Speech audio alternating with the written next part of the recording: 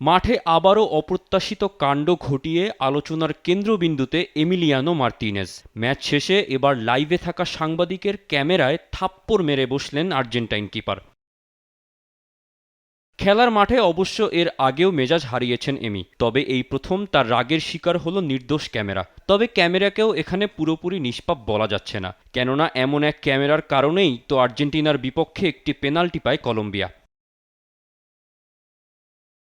Martinez কাণ্ডটি ঘটিয়েছেন ম্যাচের একদম শেষে। ২-১ গোলে হেরে হতাশ মার্তিনেজ তখন কলম্বিয়ার খেলোয়াড়দের সাথে হাত মিলিয়ে ফিরছিলেন। তখনই তার সামনে ক্যামেরা দেখলে সেটাকে থাপ্পড় মেরে বসেন। মার্তিনেজের হাতের ছোঁয়ায় লাইভে থাকা ক্যামেরার মুখ সরে যায় অন্যদিকে। তার এমন কাণ্ডে শুরু হয় নতুন বিতর্ক। আর্জেন্টাইন সংবাদ মাধ্যম টিওয়াইসি স্পোর্টস লিখেছে, বিতর্কিত পেনাল্টির সিদ্ধান্তের কারণেই ক্ষুব্ধ ছিলেন মার্তিনেজ, সে কারণেই এমন কাণ্ড ঘটিয়েছেন। গেল বছর নভেম্বরে বিশ্বকাপ বাছাই পর্বের ম্যাচে মারাকানায় ব্রাজিল পুলিশের আক্রমণের শিকার হয়েছিল আর্জেন্টাইন সমর্থকেরা। সেই ম্যাচেও বিতর্কের জন্ম দিয়েছিলেন এই ফুটবলার। উত্তেজিত মার্তিনেজ তখন কয়েকজন নিরাপত্তা কর্মীকে থাপ্পড় মেরেছিলেন। এই ম্যাচে মূলত পার্থক্য গড়ে দিয়েছিল সেই পেনাল্টি। ৬০ মিনিটে বিতর্কিত পেনাল্টিতে গোল করে কলম্বিয়াকে ২-১ গোলে এগিয়ে দেন হামেস রদ্রিগেজ। বারে বারে পেনাল্টিতে মেসিদের রক্ষা করে আসছিলেন আলবি সেলেস্তাদের বিশ্বকাপ জয়ের অন্যতম নায়ক মার্তিনেজ, কিন্তু এবার স্পট কিক ফেরাতে পারেননি বাজ পাখি খ্যাত পেনাল্টি স্পেশালিস্ট এমি মার্তিনেজ। ম্যাচের দ্বিতীয়ার্ধে নিকোলাস ওতামেন্দি নিজেদের বক্সে দানিয়েল মুনোজকে ট্যাকেল করে বসেন।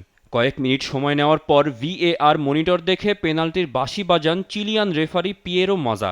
দু দলের খেলোয়াড়দের মধ্যে চলে তর্কাতর্কি। ম্যাচ শেষে রেফারির এমন সিদ্ধান্ত নিয়ে মুখ খুলেছেন আর্জেন্টাইন বস লিওনেল স্কালোনি। রেফারির উচিত ছিল প্রথম ছবিটি দেখা, যে ছবিতে মনে হয়েছে ওতামেন্দি মুনোজকে স্পর্শ করেনি। তার শুরু থেকেই ভিডিও দেখা উচিত ছিল। ম্যাচে পরাজয় নম্রভাবে মেনে নিয়েছে স্কালোনি, কলম্বিয়াকে অভিনন্দনও জানিয়েছেন, তবে দলের মনোবল নিয়ে কিছুটা চিন্তিত তিনি।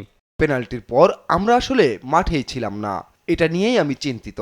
আর আমরা তো হারতে ভুলেই গিয়েছিলাম। কলম্বিয়াকে অভিনন্দন জানাই।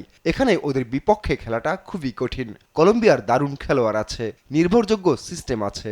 আমরা সব সময় বলের পেছনে পেছনে থাকি, প্রতিপক্ষের ডিবক্সে কার্যকর থাকি, যেটা আজ করতে পারিনি। এই বিষয়গুলোতে উন্নতি করতে হবে, কেননা আমরা হারতে পছন্দ করি না। কলম্বিয়ার কাছে হারের আগে টানা ১২ ম্যাচ অজেয় ছিল আর্জেন্টিনা। ২০২৩ সালের নভেম্বরে সবশেষ হারের তিক্ত স্বাদ পেয়েছিল উরুগুয়ের বিপক্ষে।